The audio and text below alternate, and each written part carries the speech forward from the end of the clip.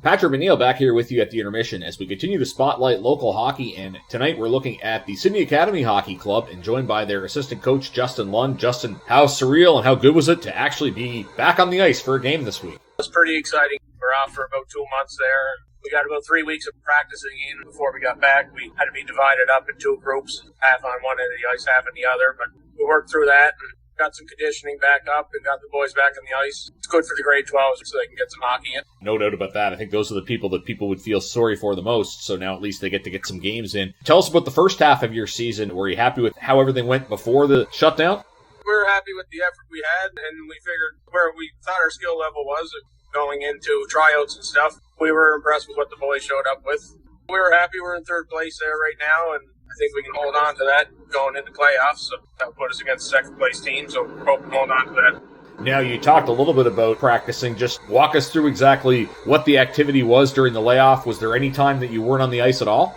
Yeah, there was a good stint there that we weren't on the ice. I believe it was from about the second week of December and around the 8th or the 10th. We weren't allowed back on until it was about the 20th of January, I believe, before we were allowed back on. And I think for the first 2 weeks there when we got back, we were only allowed 20 on the ice and had to be divided in two groups of 10, 10 on one half, 10 on the other. And really, it's tough to run a practice that way. You can only work on really cardio or a couple little passing drills with some shooting in it. It's not like you can work on much systems or anything. That ran for about 2 weeks, and then the last week before we just got back playing, we were allowed to practice on full ice, which is good. Nice to see things sort of getting back to normal. Unfortunately, one casualty in all this is you do lose your tournament. How sour was the mood that Academy wasn't going to be able to host this year?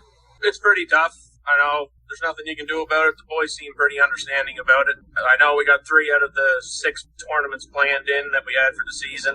We lost our trip too. We were supposed to go up to the Dartmouth Classic 1st of January. That's not going to happen either. But boys are understanding, and we're going to try to hold a spirit game here going into playoffs. Hopefully get a good crowd in the stands. Well, that'd be nice to see. Now, you mentioned not being able to go to Dartmouth's tournament. I know you were at a few tournaments at the beginning of the year. Are there any other trips planned, or is that too late in the year for that? No, right now it's looking like it's too late in the year to have any trips on the road. By the sounds of it, high school-wise, there isn't going to be any tournaments rescheduled or anything like that. We're just going to finish off our regular season. We all had around 6 games left, so we're going to finish them off, and then we'll do our playoffs. There's really no word yet on provincials from what I heard. Were there any fans in the crowd on Tuesday night? Did you have any support, and how excited were the players to get going again? Yeah, we had some fans in the crowd. Right now, the venues are allowed 50% of whatever your capacity is. So for us in our home rink, we're allowed 600 fans. We have a decent crowd. Well, that is very good to hear. Justin, now, for those that wanted to come out to see Sydney Academy play this year, who are some key players on the team? A couple of our key players on the team would be number 34, Alex Shenhall. He's putting up some points. Ryan McNamara is having a good season as well. Then on our back end, we got Rylan Perry. Rylan's a good offensive defenseman. He should stick out to the crowd. Very good. Now, Justin, I look at the standings. I see Glace Bay is unbeaten in league play, but I know they've lost in tournaments. Just on a game-to-game basis, how competitive has the league been? Have you guys been in pretty much all the games you've played? Tell us about that.